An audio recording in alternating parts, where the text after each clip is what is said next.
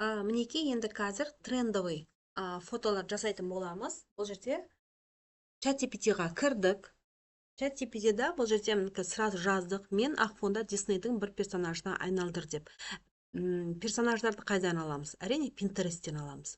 Мінекей осы жерден Дисней персонаж 2D деп жазып қойдық. Енді осы жерде сізге барлық персонаждарды ұсынып отыр. Осының ішінен керегін қалай таңдайсыздар? Қазір көрсетемін. Мысалға мына сурет ұнады маған. Осы жерде мінекей скачать изображение деген бар. Осы жерге басқан кезде сізге автоматически загрузкаға түседі.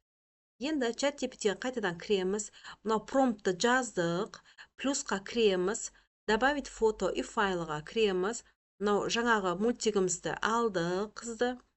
Екінші өзіміздің суретімізді тауып аламыз. Міне мен өзімнің бір суретімді алдым, иімен түскен. Екеуі загрузить етілді. Енді осы жерге мынау қара стрелкаға басатын боламыз. Мінекей қара стрелкаға басқан кезде енді қазір айналдыру керек. Начало работы біздің суретімізді өңдеп жатыр. Енді любой мына жерде Pinterest'тен любой суреттеріңізді таңдап алып, өзіңіздің бір суретіңізді қоясыз. Иімен болсын, өзіңіздің жай әшейін түскен суретіңіз болсын, ол маңызды емес, иә? Бұл жерде сіздің өзіңіздің фотоңызды осындай персонаждарға, любой персонажға сіз айналдыра бересіз. Не только 2D, да, любой мультиктің персонаждарына өздеріңізді осы арқылы айналдырсаңыз болады. Мына чат-GPT-мен жасалатын бұл дүние.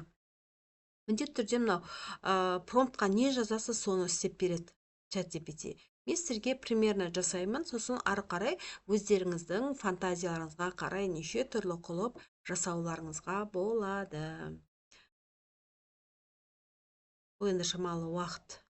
Жоқ, тез істеліп жатыр қайтаға. Мінекей көрейік. Мен персонажым шашым қарайды. Өйткені мен шашым қара болып тұрғаннан кейін.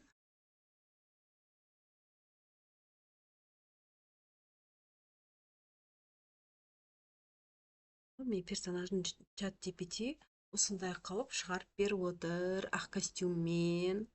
Көрдіңіздер ғой, осылай персонаждарды мына Pinterest'тен қолдансаңыздар болады. Әдемі видео суреттерді.